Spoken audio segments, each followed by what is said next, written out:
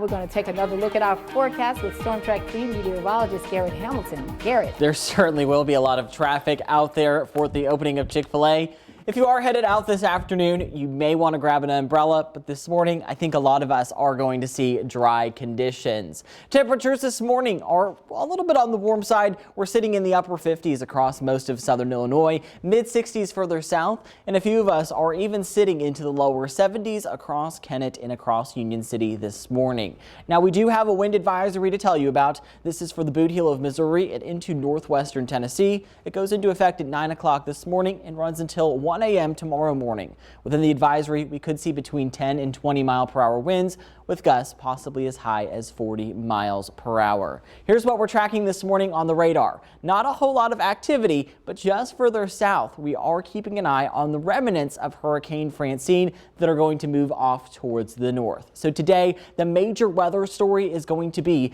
the impacts of Francine, but we are going to be dry and overcast this morning.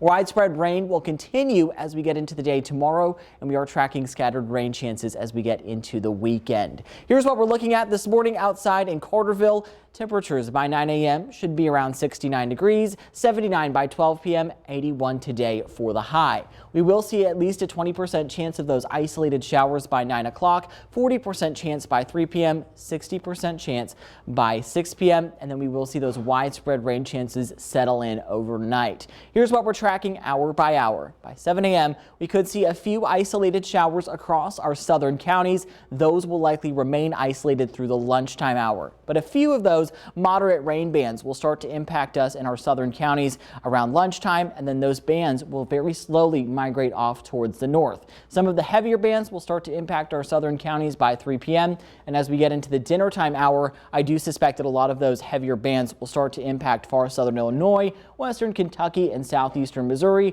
They will very slowly track off towards the north as we go through the overnight hours. Now, those heavier bands are what's going to contribute to the majority of our rainfall. We'll likely continue to see widespread rain through the morning, but look at that. By 10 a.m. tomorrow, we'll likely see those shower chances become a little bit more scattered. However, a lot of rich tropical moisture is going to be sticking around across the region, so we should see even more widespread rain as we get into the afternoon and evening hours on Friday. So I know a lot of people have plans to get out there and watch the Friday night football games.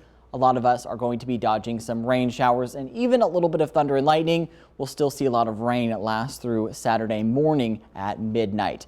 In addition to the rain, we're also tracking the potential of some of those gustier winds to move through when those heavier rain bands are moving through. We're talking about wind gusts that will largely be between about 20 and 30 miles per hour. However, gusts over 30 miles per hour are certainly possible, especially further south where we are seeing that wind advisory. We do have a low to medium risk of flash flooding today and a lower risk tomorrow as well. But the good news is that the soil is very dry. So initially, when those heavier bands are moving over, we could see some localized flash flooding.